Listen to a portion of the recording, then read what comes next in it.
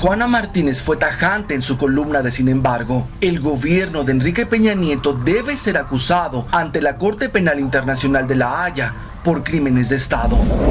Las instituciones mexicanas han quedado absolutamente desprestigiadas y desautorizadas para seguir investigando lo sucedido en Iguala en septiembre del 2014, un crimen que fue cometido por el propio Estado.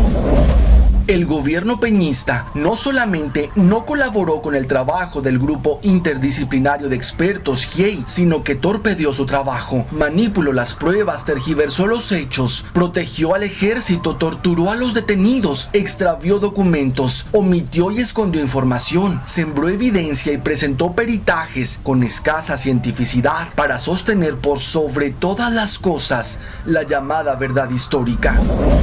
El expediente de Ayotzinapa es un símbolo de la podredumbre del sistema judicial y policial. Muestra la histórica complicidad de autoridades con los narcotraficantes y otros delincuentes. Exhibe los fallos endémicos de la Procuración de Justicia en México.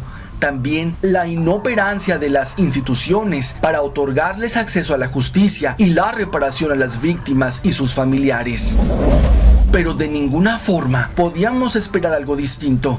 Hace 10 años, y sin conocer aún lo cobarde, tramposo, corrupto y el tamaño de genocida que era y es, Peña Nieto dio una muestra de sus alcances. Uno de los atropellos más viles a los derechos y garantías de los mexicanos se vivió en Atenco.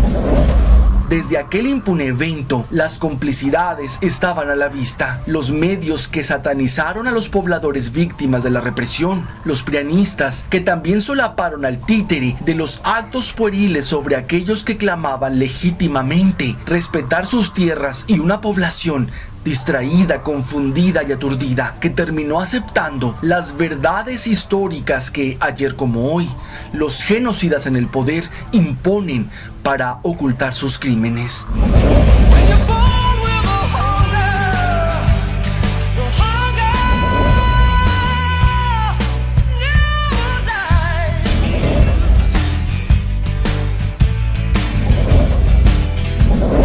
Lo que empezó como una lucha por la defensa de sus territorios contra la expropiación del gobierno de Fox para construir el nuevo aeropuerto de la Ciudad de México, terminó fortaleciéndose como una de las resistencias autónomas y vivas más importantes que hoy tiene el país. En los operativos del 3 y 4 de mayo de 2006 en Atenco y Texcoco, que intentaron minar esa resistencia desde la base y con toda la potencia del Estado, fueron detenidas 207 personas, entre ellas 47 mujeres, de las cuales 27 fueron víctimas de tortura sexual. A la fecha, 11 sobrevivientes continúan una denuncia ante la Comisión Interamericana de Derechos Humanos. El 12 de febrero de 2009, casi 3 años después, la Suprema Corte de Justicia de la Nación resolvió que hubo graves violaciones a los derechos humanos durante la represión policial practicada en 2006, incluyendo la tortura sexual. La Agencia de Seguridad Estatal del Estado de México fue la principal responsable de los abusos y acciones brutales contra pobladores de San Salvador Atenco cuando Peña Nieto encabezaba el gobierno de la entidad. Así lo reveló un cable desclasificado del gobierno estadounidense que contiene un análisis de los hechos y el testimonio de un oficial de aquella época. El cable fue publicado por la organización Wikileaks en 2013. Lo sucedido en Atenco podría repetirse en cualquier momento. El 18 de marzo pasado, el Congreso del Estado de México aprobó una ley que regula el uso de la fuerza pública en manifestaciones populares y que habilita al uso de munición real para reprimir a la población desarmada.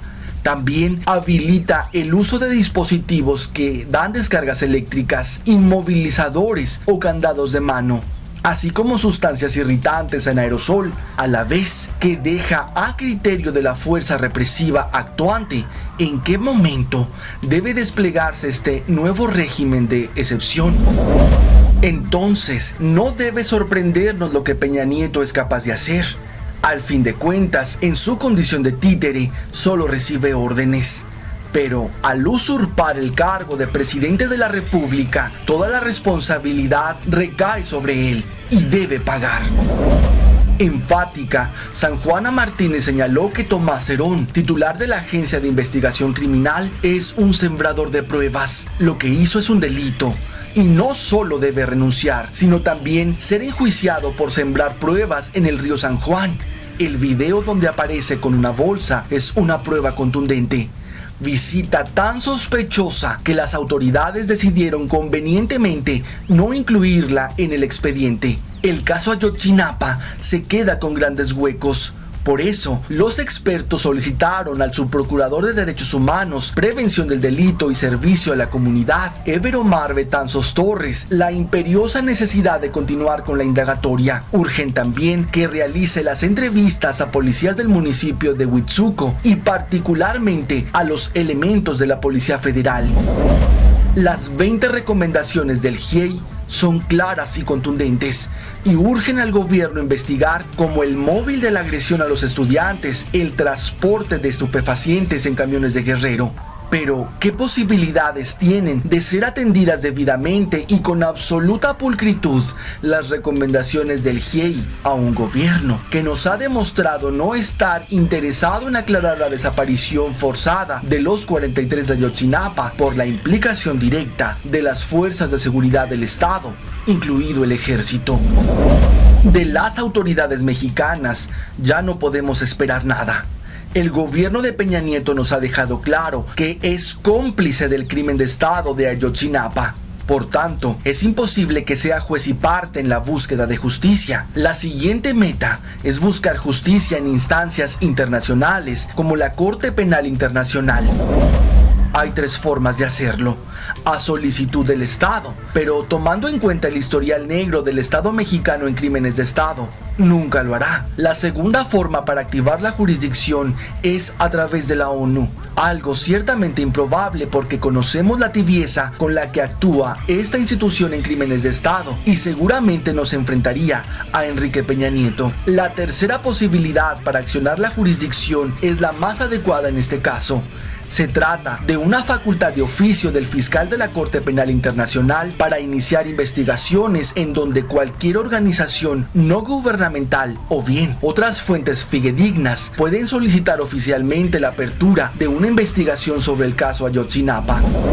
El crimen de Estado de Ayotzinapa puede ser investigado según consta en el artículo 15 del estatuto. Como en México existe una guerra contra el narcotráfico, cabría la posibilidad que el crimen de Ayotzinapa se inscribiera en un crimen de lesa humanidad, algo que está contemplado en el artículo 7 del Estatuto de Roma, que explica que son crímenes de lesa humanidad los que se cometen por ataque generalizado o sistemático contra la población civil, como el asesinato, la tortura y la desaparición forzada de personas.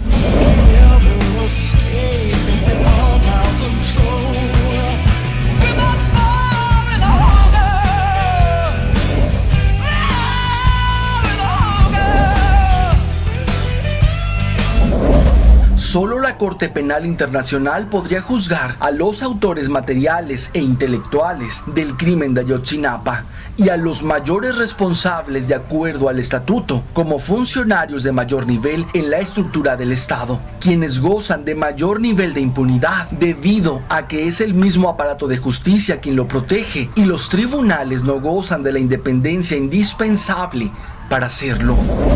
Si el ejército está implicado en el crimen de Ayotzinapa, el principal responsable es el jefe supremo de las Fuerzas Armadas, Enrique Peña Nieto.